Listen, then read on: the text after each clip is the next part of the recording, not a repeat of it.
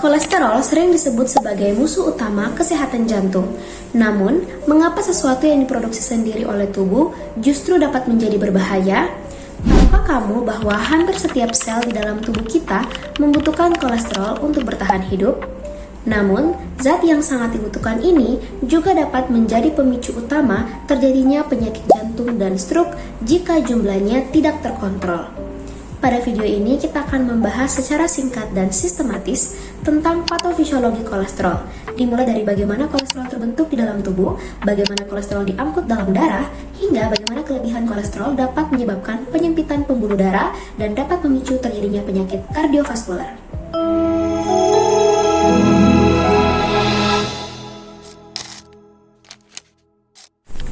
Pertama-tama kita akan membahas mengenai pengertian dan fungsi kolesterol.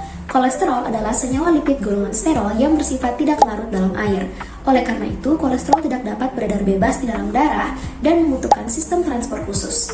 Di dalam tubuh, kolesterol memiliki fungsi fisiologis yang sangat penting. Kolesterol merupakan komponen utama membran sel yang berperan untuk menjaga stabilitas dan fluiditas sel. Selain itu, kolesterol juga menjadi bahan dasar pembentukan hormon steroid seperti kortisol, aldosteron, estrogen, progesteron, dan testosteron. Kolesterol juga berperan sebagai prekursor vitamin D serta menjadi bahan baku pembentukan asam empedu yang berfungsi dalam proses pencernaan dan penyerapan lemak di usus. Sumber kolesterol dalam tubuh berasal dari dua jalur utama. Sekitar 80% kolesterol diproduksi sendiri oleh tubuh, terutama di hati. Sedangkan sekitar 20% berasal dari asupan makanan seperti daging, telur, dan produk susu. Dengan demikian, kolesterol sebenarnya adalah zat yang dibutuhkan tubuh, tetapi harus berada dalam jumlah yang seimbang. Seperti yang sudah dibahas sebelumnya, yaitu kolesterol adalah senyawa lemak yang secara alami diproduksi oleh tubuh dan juga diperoleh dari makanan. Secara fisiologis, kolesterol dibutuhkan untuk membentuk membran sel, hormon steroid, vitamin D, serta asam empedu. Namun, ketika jumlah kolesterol dalam darah melebihi kebutuhan tubuh, kolesterol dapat menimbulkan gangguan kesehatan. Sebagian besar kolesterol di dalam tubuh diproduksi oleh hati melalui proses sintesis yang terkontrol. Proses ini dimulai dari asetil-CoA dan berlangsung melalui beberapa tahap reaksi enzimatik. Enzim yang paling berperan dalam proses ini adalah HMG-CoA reduktase yang berfungsi sebagai pengatur utama jumlah kolesterol yang diproduksi. Ketika kadar kolesterol dalam sel meningkat, aktivitas enzim ini akan ditekan. Sebaliknya, jika kadar kolesterol menurun, sintesis kolesterol akan meningkat kembali. Karena kolesterol tidak larut dalam darah, tubuh menggunakan sistem transport khusus berupa lipoprotein.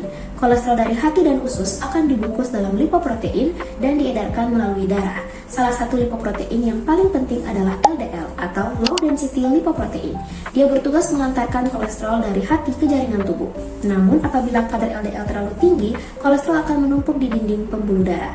Sebaliknya, HDL atau high density lipoprotein berperan sebagai kolesterol baik yang bertugas mengambil kolesterol berlebih dari jaringan tubuh dan dinding pembuluh darah untuk dibawa kembali ke hati melalui proses yang disebut dengan reverse cholesterol transport. Kolesterol yang dibawa oleh HDL kemudian akan diubah menjadi asam empedu dan dikeluarkan dari dalam tubuh. Patofisiologi kolesterol dimulai ketika terjadi peningkatan kadar LDL dalam darah. LDL yang berlebihan akan menembus lapisan endotel pembuluh darah dan tertimbun di lapisan intima. Di dalam lapisan ini, LDL mengalami oksidasi dan berubah menjadi LDL teroksidasi yang bersifat toksik bagi pembuluh darah. LDL teroksidasi memicu reaksi peradangan. Sel-sel imun terutama makrofag akan menelan LDL teroksidasi tersebut.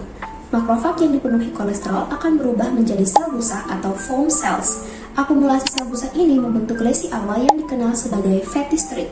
Seiring waktu, fatty streak berkembang menjadi plak aterosklerosis yang lebih kompleks, terdiri dari lemak, sel otot polos, jaringan ikat, dan kalsium. Plak ini menyebabkan penyempitan pembuluh darah dan menghambat aliran darah ke organ-organ vital seperti jantung dan otak. Selain menyempitkan pembuluh darah, plak aterosklerosis juga dapat menjadi tidak stabil. Jika plak ini pecah, akan terbentuk bekuan darah atau trombus yang dapat menyumbat aliran darah secara tiba-tiba. Kondisi inilah yang menjadi penyebab utama serangan jantung dan stroke.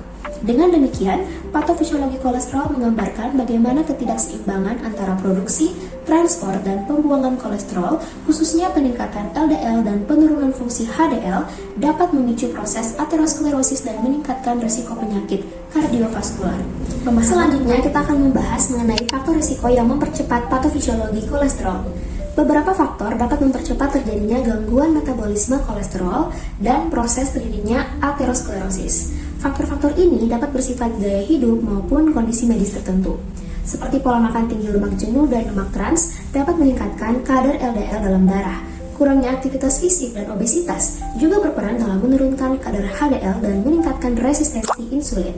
Merokok dapat menyebabkan kerusakan endotel pembuluh darah dan mempercepat proses inflamasi. Diabetes mellitus dapat memperburuk metabolisme lipid dan meningkatkan risiko aterosklerosis. Selain itu, faktor genetik juga berperan penting, terutama pada individu dengan riwayat hiperkolesterolemia keluarga. Ketika faktor-faktor ini hadir bersamaan, maka proses patofisiologi kolesterol akan berlangsung lebih cepat dan dapat meningkatkan risiko terjadinya penyakit kardiovaskular. Pemahaman tentang mekanisme ini sangat penting dipahami karena dapat menjadi dasar dalam upaya pencegahan dan penata laksanaan kolesterol tinggi, baik melalui perubahan gaya hidup maupun dalam terapi medis. Berdasarkan mekanisme terjadinya hiperkolesterolemia yang telah dijelaskan sebelumnya, penanganan kondisi ini dapat dilakukan melalui penggunaan obat-obatan yang bekerja dengan mekanisme tertentu. Golongan obat yang digunakan dalam terapi hiperkolesterolemia meliputi statin, resin pengikat asam empedu, inhibitor absorpsi kolesterol, fibrat, inhibitor PCSK9, serta niacin. Golongan obat yang paling utama dan menjadi terapi lini pertama pada hiperkolesterolemia adalah statin. Statin bekerja dengan menghambat enzim HMG-CoA reduktase di hati, yaitu enzim kunci dalam jalur sintesis kolesterol endogen. Hambatan terhadap enzim ini menyebabkan produksi kolesterol di dalam sel hati menurun. Kolesterol intraseluler tersebut merangsang peningkatan jumlah reseptor LDL pada permukaan hepatosit, sehingga lebih banyak kolesterol LDL yang ditarik dari sirkulasi darah dan dimetabolisme oleh hati. Karena mekanisme inilah statin sangat efektif dalam menurunkan kadar LDL dan terbukti mampu menurunkan risiko kejadian kardiovaskular. Contoh obat golongan statin antara lain yaitu simvastatin, atorvastatin, rosuvastatin, pravastatin, dan lovastatin. Selain statin, terdapat resin pengikat asam empedu yang bekerja melalui mekanisme yang berbeda. Obat golongan ini bekerja di saluran pencernaan dengan cara mengikat asam empedu dan mencegah reabsorpsinya kembali ke hati. Asam empedu sendiri dibentuk dari kolesterol sehingga kehilangan asam empedu melalui feses memaksa hati menggunakan kolesterol yang ada untuk membentuk asam empedu baru. Akibatnya kadar kolesterol di dalam hati menurun dan pengembalian LDL dari darah meningkat. Resin pengikat asam empedu umumnya digunakan sebagai terapi tambahan terutama pada pasien yang tidak dapat mentoleransi statin. Contoh obat dalam golongan ini adalah kolestiramin, kolestipol, dan kolesevelam. Golongan berikutnya adalah inhibitor absorpsi kolesterol yang bekerja dengan menghambat penyerapan kolesterol di usus halus. Obat ini menghambat transporter kolesterol pada mukosa usus, sehingga kolesterol dari makanan dan empedu tidak dapat diserap secara optimal ke dalam sirkulasi darah. Dengan berkurangnya kolesterol yang masuk ke tubuh, hati akan meningkatkan ekspresi reseptor LDL untuk memenuhi kebutuhan kolesterolnya, sehingga kadar LDL plasma menurun. Golongan ini sering digunakan sebagai kombinasi dengan statin untuk mencapai target LDL yang lebih rendah. Contoh utama dari golongan ini adalah enzalutamide. Selanjutnya adalah fibrat, yaitu golongan obat yang terutama digunakan untuk menangani hipertrigliseridemia, namun juga memiliki efek terhadap profil kolesterol. Fibrat bekerja dengan mengaktifasi reseptor PPAR-alfa yang berperan dalam meningkatkan oksidasi asam lemak dan menurunkan produksi trigliserida di hati. Selain menurunkan trigliserida, fibrat juga dapat meningkatkan kadar kolesterol HDL dan memberikan sedikit penurunan pada LDL. Golongan ini sering digunakan pada pasien dengan dislipidemia campuran. Contoh obat golongan fibrat antara lain genfibroxil, fenofibrat, dan bezafibrate. Golongan obat selanjutnya adalah inhibitor PCSK9 yang merupakan terapi yang relatif baru dalam pengelolaan hiperkolesterolemia. PCSK9 adalah protein yang berperan dalam degradasi reseptor LDL di hati.